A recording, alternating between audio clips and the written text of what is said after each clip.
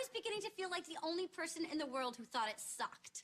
Oh. You are the only person in the world who thought it sucked. But you're right, it didn't make sense. It made dollars.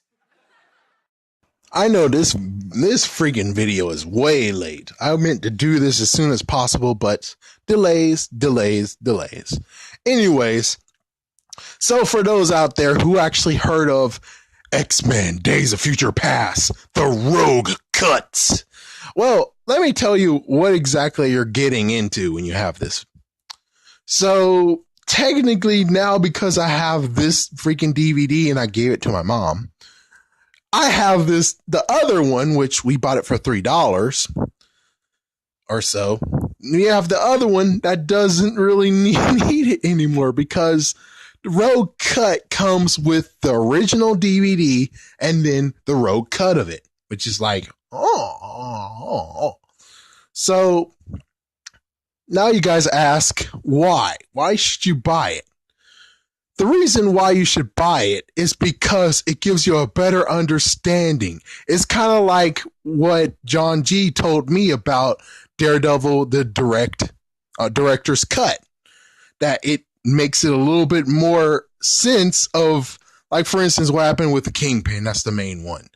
Kingpin, with the police who were coming for him, it wasn't by coincidence or following Daredevil. It's because of the work that Foggy Nelson did with Ben Urich. Same deal. I mean, do you guys ask yourself how the frick did the stupid behind Sentinels found the X-Men? Of course, you can simply say, oh, they just figured it out. No, it turns out they bust freaking Rogue. And since they bust freaking Rogue from Xavier's Institute, they actually decided to use Xavier's house as the experimental place.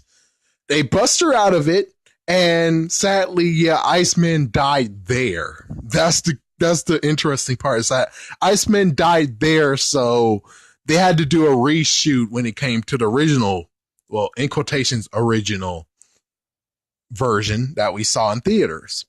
But anyways, so Iceman sacrificed himself to get Rogue over there. And then you have the freaking Sentinel who's like, oh, no, you don't.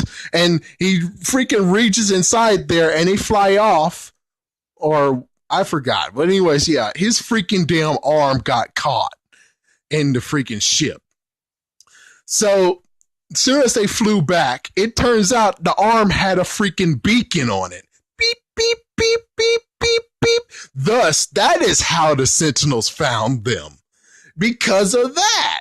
So it wasn't we found where they are. We were searching for so long. We finally found them. No, it turns out the freaking damn arm that was caught led them to their location.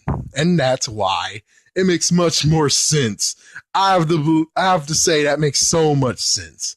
It makes even more sense the fact of where you had Kat who was bleeding out, and instead of being like, oh, she has to endure it even more. Me personally, I actually said it during the movie too. I'm like, where the frick is Rogue? Why doesn't Rogue take her powers and take her place? So that's why I was kind of hoping, and it did happen in the Rogue Cut, and it makes perfect sense. And that's technically the only thing that's different. I think that's kind of the only thing that's really different. But it makes sense. That's the real thing. It makes perfect sense. I mean, come on, dude. They just found them like that? It makes perfect sense. And that's basically all, sadly, that was different that I can tell. I'm actually to the point of where I'm like, dude, why the frick y'all guys deleted her scene in the first place? But hey, whatever. Anyways, that's why you should actually buy X-Men's Days of Future Past, the Rogue Cut. It's because of that. I know, it sounds like a horrible cop-out. So for those who actually already bought the movie, it sucks for you. As for those who are completists and want to have that, even though I wish I kind of got X-Men 1.5, but oh well. Yeah, so if you don't even have the movie yet, this one's a good one to get because you get 2 for the price of 1, which is cool. Better than deal I got. Anyways, thank you for watching.